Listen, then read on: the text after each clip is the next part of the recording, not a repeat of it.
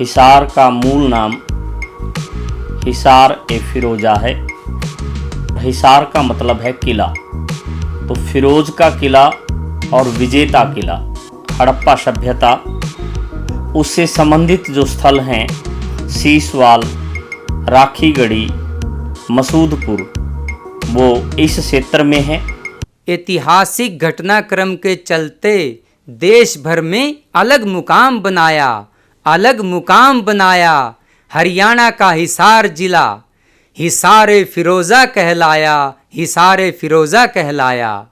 हरियाणा का प्रसिद्ध जिला हिसार शैक्षणिक गतिविधियों व कृषि उद्योग के लिए तो विख्यात है ही, साथ साथ इसे इस्पात नगरी भी कहा जाता है। हिसार के विभिन्न पहलुओं पर चर्चा के लिए हमारे साथ हैं प्रसिद्ध इतिहासकार डॉक्टर महेंद्र सिंह। सांझी सोच हरियाणा मंथन में आपका स्वागत है डॉक्टर महेंद्र जी। धन्यवाद। खास बात है कि डॉक्टर महेंद्र सिंह इतिहास से संबंधित कई पुस्तकें लिख चुके हैं। हिसार जिले पर आधारित उनकी पुस्तक हिसार-ए फिरोजा काफ़ी पसंद की गई है।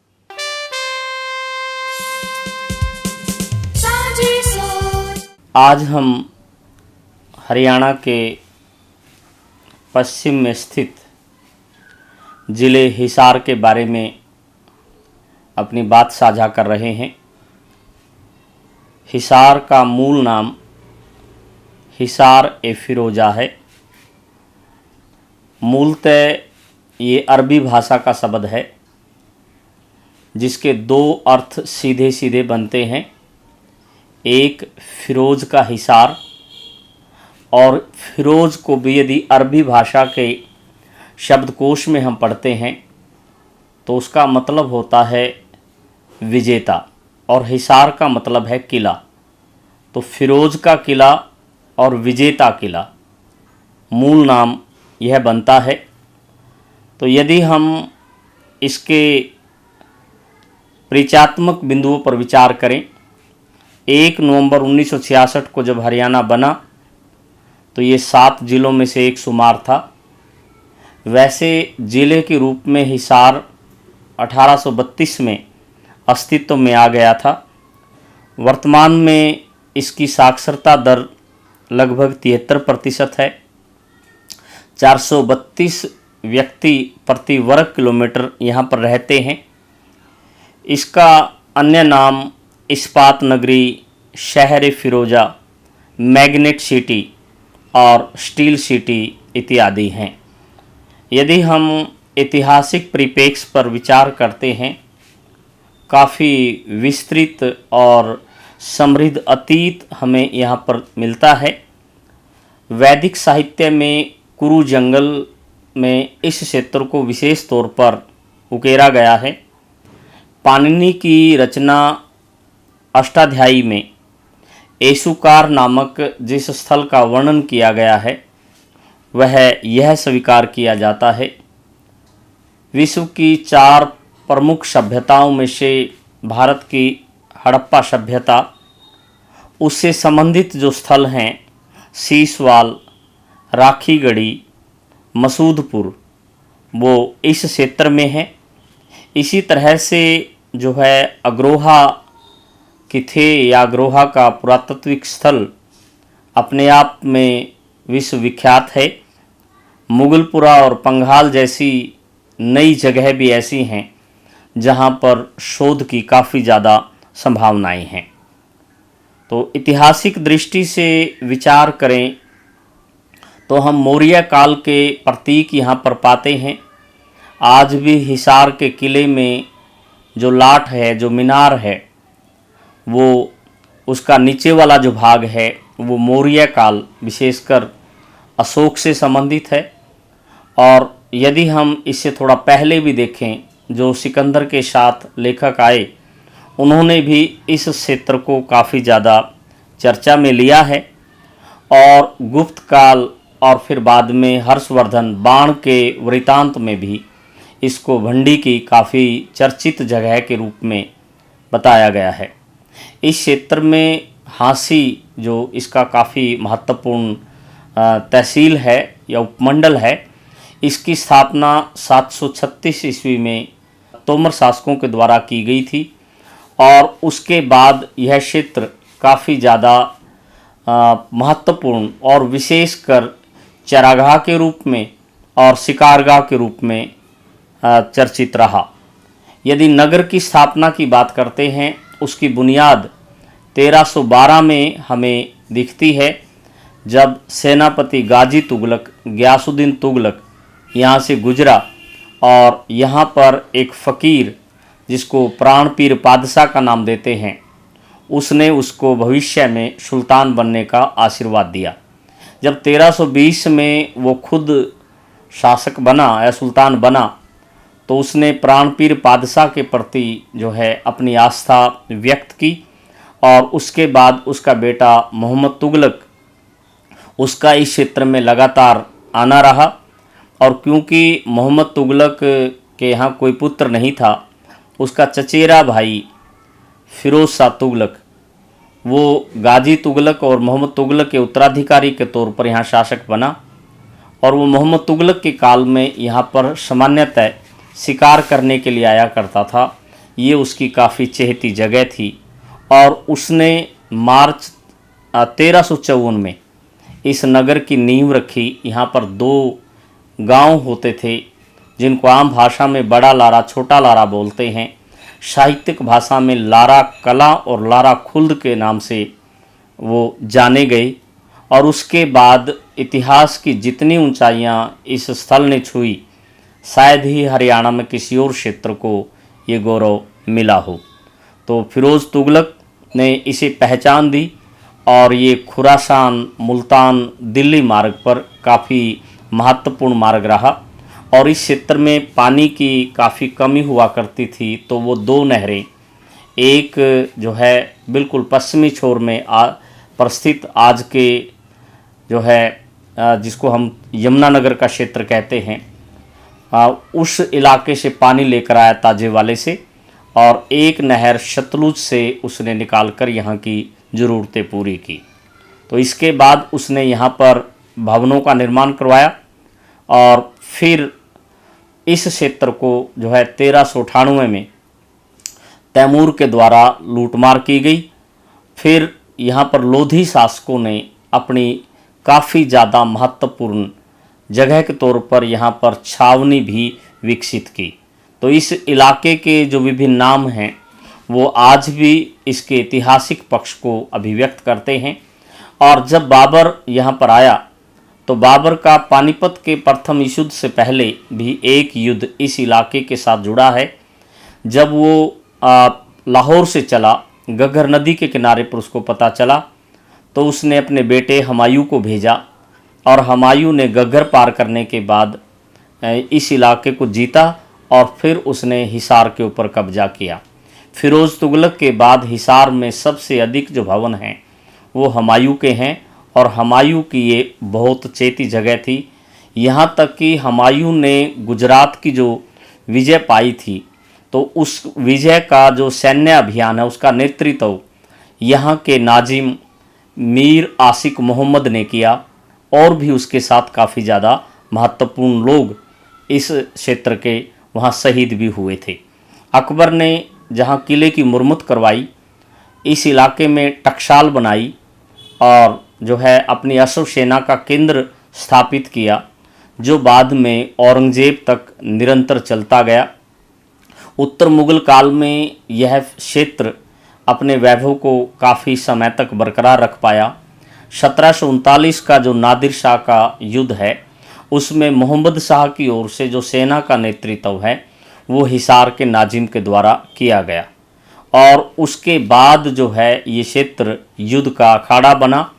मराठों के बीच, सिखों के बीच, भटियों के बीच, फ्रांसीसियों के बीच, और उस उठापटक में कई बार अलग अलग लोगों के द्वारा स्थानीय और बाह्य शक्तियों के द्वारा संचालित किया गया।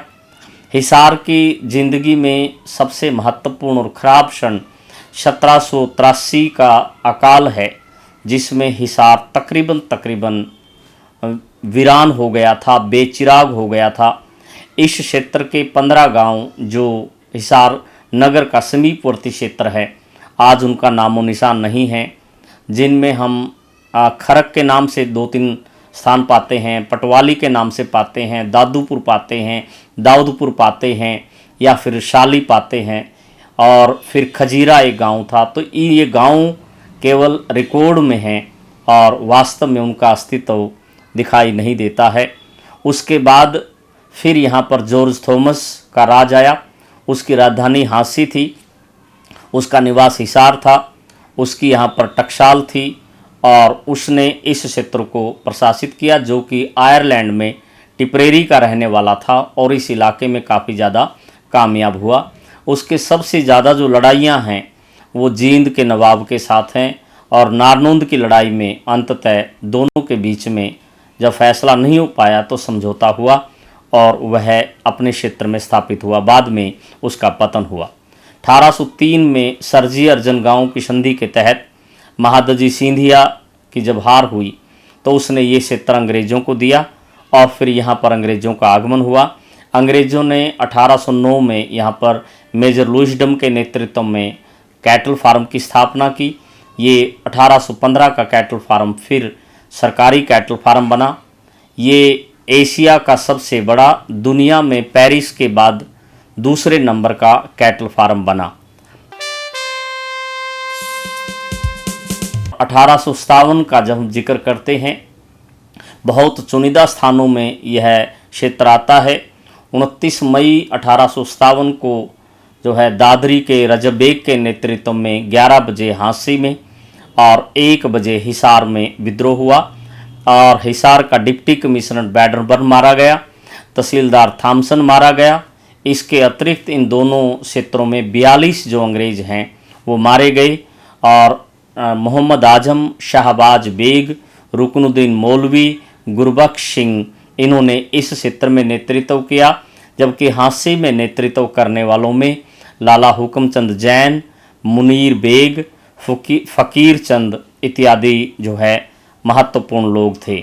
और अलग अलग 6 लड़ाइयाँ इस क्षेत्र में हुई, और आसपास का जो इलाका है जिनमें हम मंगाली की बात करें, चौधरीवास की बात करें, खारा बरवाड़ा की बात करें, या सुलखनी, भाटोल, खर्ड, अलीपुर, रोनात, हाजिमपुर, जमालपुर, ये पूरा का पूरा इलाका बहुत स्करिया इलाका था। लगातार लड़ाइयाँ होती रही और बहुत ज़बरदस्त विद्रोह इस इलाके में रहा। जनरल कोटलैंड को बहुत ज़्यादा दिक्कतें यहाँ पर आई।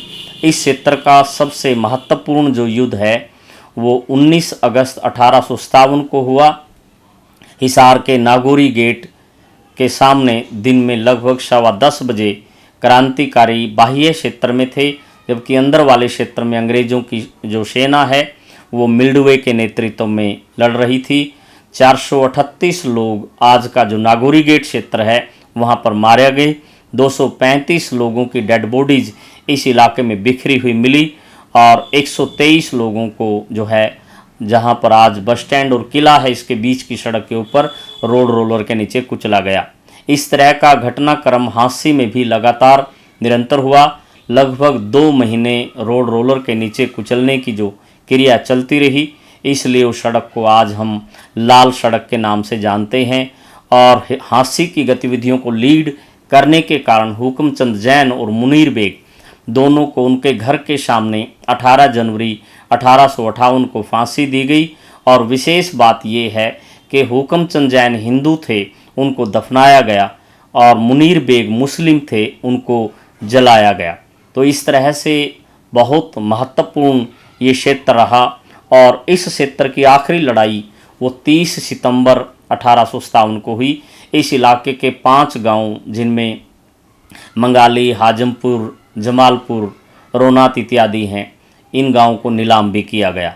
फिर बाद की आज़ादी की लड़ाई की बात करते हैं तो ये 1886 से 1892 तक लाला लाजपत राय की कर्मस्थली रहा। वो यहाँ पर म्युनिसिपल जो नगर पालिका है उसके ऑनरी सेक्रेटरी भी रहे। उनके रहते हुए यहाँ कांग्रेस की स्थापना हुई, आर्य समाज की स्थापना हुई, और इस नगर का कटला रामलीला क्षेत्र ऐसा क्षेत्र है जो इतिहास की लगभग हर घटनाओं के साथ, हर पड़ाव पर अपने साथ जुड़ता रहा। यहाँ पर डॉक्टर राजेंद्र प्रसाद, पंडित जवाहरलाल नेहरू, सरोजिनी नायडू, मदन मोहन मालवीय इत्यादि लोगों को आने का मौका मिला और उनकी गतिविधियाँ यहाँ पर काफ़ी ज़्यादा रही। सुभाष चंद्र बोस जो है वो यहाँ पर कांग्रेस अध्यक्ष के रूप में 28 नवंबर 1938 को आए। स्वतंत्रता संग्राम की कोई भी ऐसी गतिविधि नहीं जो यहाँ पर संचालित ना हुई। इस क्षेत्र की चांदबाई, ताराबाई इत्यादि महिलाएं ऐसी हैं जिनको कई बार लड़ाई के दौरान, स्वतंत्रता संग्राम के दौरान जेल जाना पड़ा। 15 अगस्त 1947 को जब भारत स्वतंत्र हुआ तो कटला रामलीला में बलवंत राय तायल के द्वारा यहाँ पर ध्वजारोहण किया गया। इस क्षेत्र के अन्य सेनानियों में भगत रामेश्वर दास का नाम आता है या फिर जुगल किशोर लाहौरिया का नाम आता है, और इसके साथ साथ जो श्यामलाल सत्याग्रही इत्यादि की भूमिका भी महत्वपूर्ण रही। तो ये क्षेत्र इस दृष्टि से आज़ादी की लड़ाई का काफ़ी स्वर्णिम अध्याय है। जहाँ तक सांस्कृतिक विरासत का सवाल है, ये बहुत महत्वपूर्ण क्षेत्र है और यहाँ पर सबसे ज़्यादा महत्वपूर्ण जगह या महत्वपूर्ण चीज़ हम मानेंगे तो वो हड़प्पा सभ्यता के स्थल हैं। राखी गढ़ी दुनिया का एकमात्र ऐसा स्थल है जहाँ पर जो अवशेष हैं इंसान के कंकाल के, उनका DNA टेस्ट हुआ है और जो 4 राजधानियां हैं हड़प्पा सभ्यता से संबंधित, जिनमें एक को हम हड़प्पा, दूसरे को मोहनजोदड़ो, तीसरे को धोलावीरा और चौथी राखी गढ़ी रही। भौगोलिक दृष्टि से राखी गढ़ी अन्य स्थलों से ज़्यादा बड़ा और महत्वपूर्ण स्थल रहा। वर्तमान में 75 से ज़्यादा देशों के लोग इसके ऊपर रिसर्च कर रहे हैं। 42 से ज़्यादा प्रमुख जो यूनिवर्सिटीज़ हैं वहाँ पर राखी गढ़ी को लेकर गोष्ठियों का आयोजन हो चुका है। इसी तरह से सीसवाल की बात करें, वो काफ़ी महत्वपूर्ण साइट है और वहाँ पर इस सभ्यता से पहले भी एक सीसवालीय सभ्यता की जानकारी हमें मिलती है। मसूदपुर एक नई साइट है जहाँ पर अभी न्यूयॉर्क की टीम, कुछ दिन पहले बनारस हिंदू विश्वविद्यालय की टीम और जापान की टोक्यो यूनिवर्सिटी की टीम काम कर रही थी। और इस परिस्थिति में और भी इस क्षेत्र में काफ़ी महत्वपूर्ण जगह हैं। जहाँ तक शहरी क्षेत्र का सवाल है, मुख्य किला यहाँ पर महत्वपूर्ण है, जिसमें जो है लाट की मस्जिद, मुख्य भवन, गुजरी महल और उसका आवास क्षेत्र, उसका अस्तबल, उसके अतिथियों का निवास क्षेत्र यहाँ पर काफ़ी ज़्यादा देखे जा सकते हैं। मकबरों में प्राणपीर बादशाह का मकबरा महत्वपूर्ण है। हुमायूं और अकबर के द्वारा निर्मित 4 मकबरे यहाँ हैं। तुगलक काल का मकबरा भी यहाँ पर है। 40 हाफिज क्षेत्र भी इस इलाके में फतेहाबाद की ओर जो रास्ता पड़ता है वहाँ पर काफ़ी ज़्यादा चर्चा का या सूफी संतों का क्षेत्र रहा है। हाँसी भी इसी तरह से 4 कुतुब क्षेत्र के तौर पर महत्वपूर्ण है। पृथ्वीराज चौहान के द्वारा निर्मित किला वहाँ पर है। उस किले को अलाउद्दीन खलजी के द्वारा मुरम्मत के उस पर लाया गया। इसके साथ साथ जॉर्ज थॉमस ने भी उस किले का मुरम्मत करवाया। इसी तरह से बरवाला का जो क्षेत्र है वहाँ पर भी हमें मध्यकालीन दरगाह मिलती है। क्रांतिमान पार्क में आज भी लाट है जो 1857 में अंग्रेज मरे थे, उसमें उनके नाम दर्ज है। चर्च जो है यहाँ पर बनी, थॉमस चर्च के नाम से जाना गया। ये उस स्थल पर बनी जहाँ पर डिप्टी कमिश्नर बैडन मारा गया था। अग्रोहा में बौद्ध मठ काफ़ी चर्चित और महत्वपूर्ण मठ है, तो इस दृष्टि से यह काफ़ी ज़्यादा समृद्ध कहा जा सकता है। जहाँ तक विशेष का सवाल है तो खेदड़ जो जगह है वहाँ पर पावर प्लांट काफ़ी चर्चित है और हरियाणा की प्रथम महिला पुलिस जो प्रशिक्षण स्थल है वो यहाँ पर है। पशुधन फार्म जिसका मैंने जिक्र किया विश्व का नंबर 2 इस क्षेत्र में है। ट्रैक्टर ट्रेनिंग सेंटर नाम इस तरह की जो संस्थाएं पूरे भारत में 4 हैं वो एक यहाँ पर है। हरियाणा का इकलौता दूरदर्शन हिसार में है। रेडियो स्टेशन भी है हिसार में। उद्योगपतियों के रूप में हम जिंदल ग्रुप की बात करें या फिर जी ग्रुप की बात करें, उनकी ये जन्मस्थली और कर्मस्थली है। यशपाल शर्मा जैसे जो फिल्म क्षेत्र के जुड़े हुए लोग हैं उनका जन्मस्थल भी यही है, या फिर मल्लिका शेरावत भी इसी क्षेत्र से अपने आप को आगे बढ़ा पाई है। खिलाड़ियों के तौर पर चंदगी राम का नाम लें, या फिर जो है हम बाद की परिस्थितियों में जो दूसरे लोग हैं वो खेल के क्षेत्र में जो आगे बढ़े हैं वो यहाँ से अपनी पहचान बना पाए हैं। अग्रोहा से हमें ऐसी ईंटें मिली हैं जिसमें जो शारे गामा पा जो सातों ध्वनियाँ हैं उन शब्दों का जिक्र है। सूर्योदय भवन जैसी संस्था भी यहाँ पर है, जहाँ पर पिछले 52 सालों से रविवार की जो गोष्ठी है वो कभी भी बंद नहीं हुई है, अपने निरंतरता की मिसाल को लेकर चल रहा है। तो इन सारे बिंदुओं के आधार पर बहुत मुश्किल है इस क्षेत्र की गतिविधियों को बहुत कम शब्दों में समेटना, लेकिन महत्वपूर्ण है। और इस दृष्टिकोण से हिसार दुनिया के 3 हिसारों में से सबसे बड़ा और महत्वपूर्ण यही स्थल है। धन्यवाद। जय हिंद। सांझी सोच हरियाणा मंथन यूं ही देखते रहिए और जुड़े रहिए सांझी सोच के साथ। सांझी सोच चैनल को लाइक करें, सब्सक्राइब करें और शेयर करें, क्योंकि सांझी सोच हम सब की सांझी है और जितना इसको साझा करेंगे उतने परिणाम बेहतर होंगे।